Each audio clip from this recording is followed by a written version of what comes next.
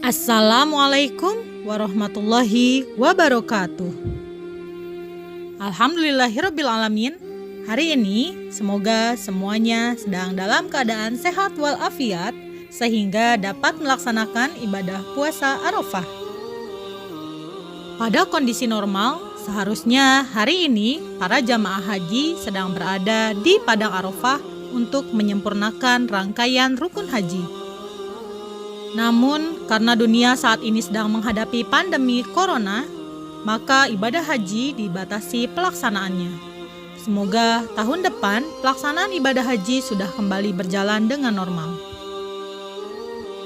Perintah ibadah haji berawal dari kisah Nabi Ibrahim. Nabi Ibrahim menikah dengan seorang wanita bernama Sarah. Selama berpuluh-puluh tahun beliau menikah, kunjung mempunyai anak. Sulitnya mendapatkan anak merupakan sebuah cobaan bagi Nabi Ibrahim dan istrinya. Padahal Nabi Ibrahim sangat menginginkan keturunan yang bisa meneruskan dakwahnya. Sarah, istri dari Nabi Ibrahim pun berbaik hati. Beliau mengizinkan Nabi Ibrahim menikah lagi dengan Siti Hajar. Dari pernikahannya dengan Siti Hajar, beliau dikaruniai seorang anak, yaitu Nabi Ismail alaihi salam. Kelahiran Nabi Ismail sangat membuat hati Nabi Ibrahim bahagia. Kebahagiaan Nabi Ibrahim ternyata membuat hati Sarah merasa bersedih. Nabi Ibrahim mengadukan permasalahannya ini kepada Allah Subhanahu wa Ta'ala, dan Allah memerintahkan Nabi Ibrahim untuk pergi jauh dari Palestina. Kemudian, malaikat Jibril turun ke bumi untuk mengantarkan kepergian Nabi Ibrahim, Siti Hajar, dan Nabi Ismail. Sampailah mereka di sebuah tempat gersang, sepi, dan tidak berpenghuni.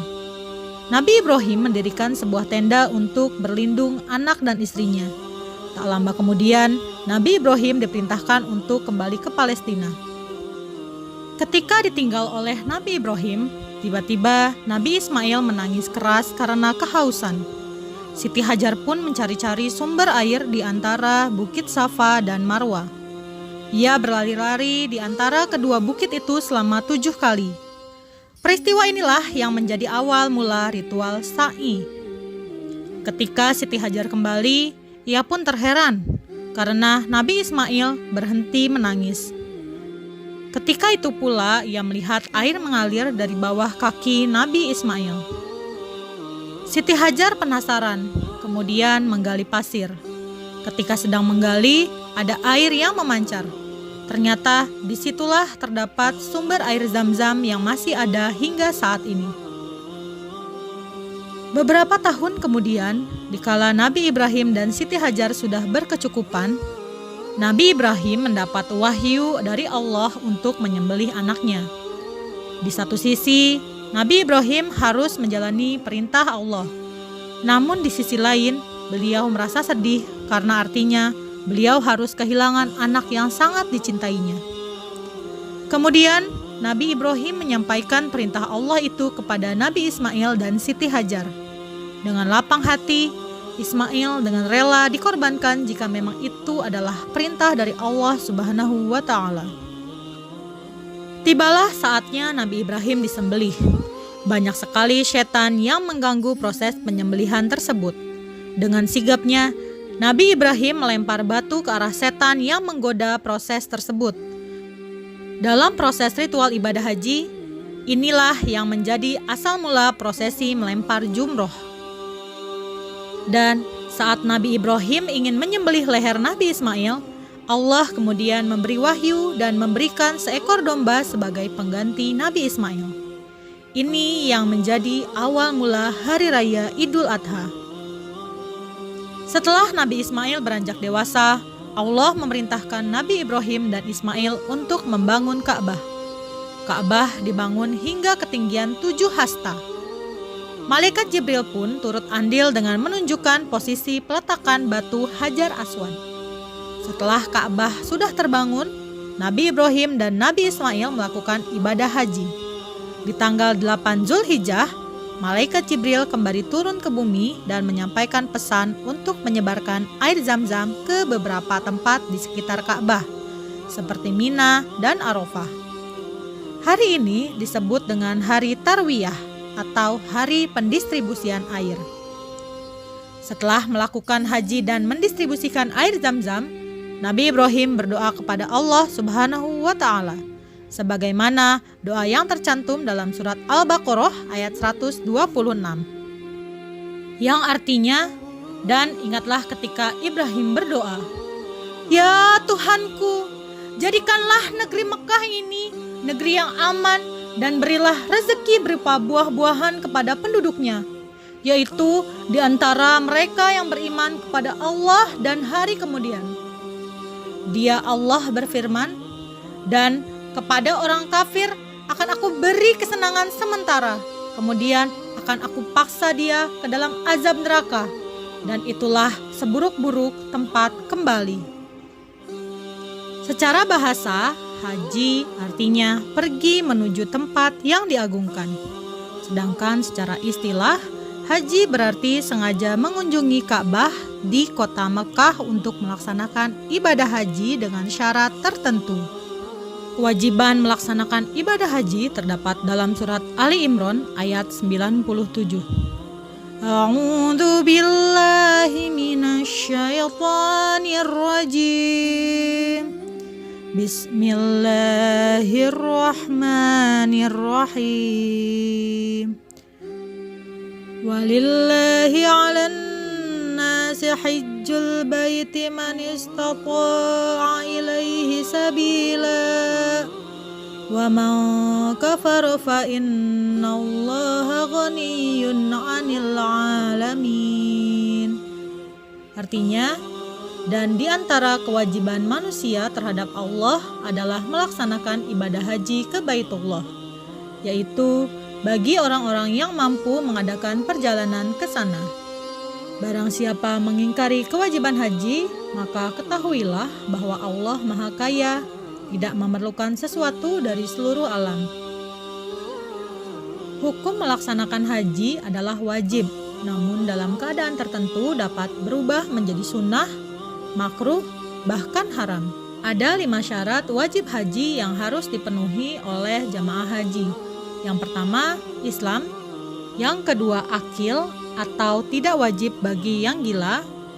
Yang ketiga, baligh atau dewasa.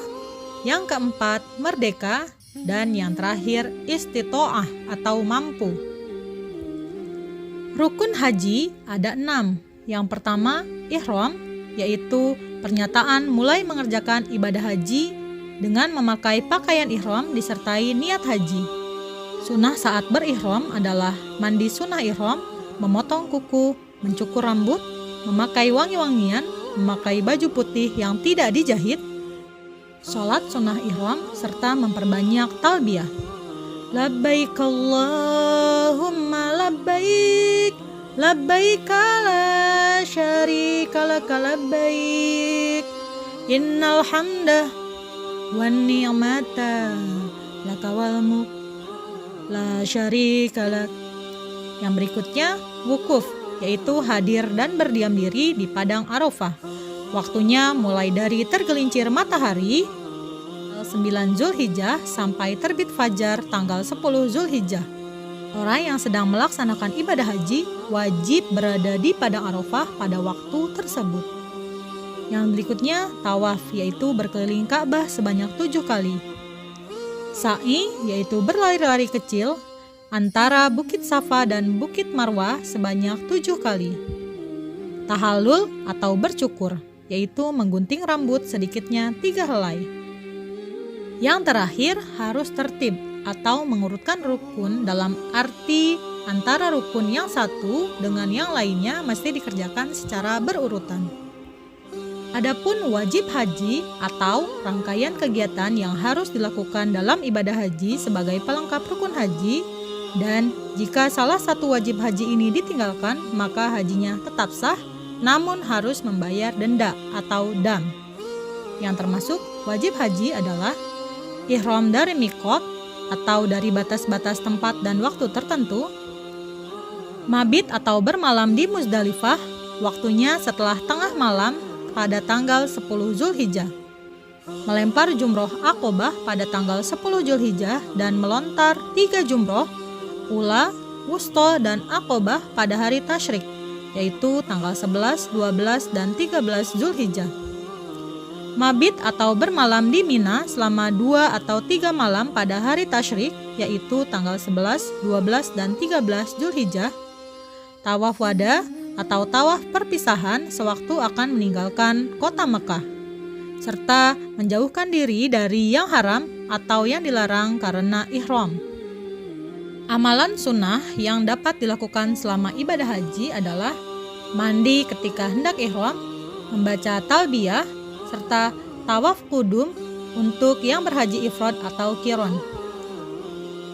Perbedaan rukun dan wajib haji adalah rukun haji yaitu sesuatu yang harus dikerjakan dalam ibadah haji.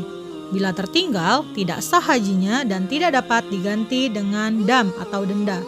Sedangkan wajib haji yaitu sesuatu yang harus dikerjakan dalam ibadah haji. Namun, bila tertinggal dapat diganti dengan dam atau denda dan hajinya menjadi syah. Demikianlah pembahasan kita mengenai sejarah haji. Semoga bermanfaat.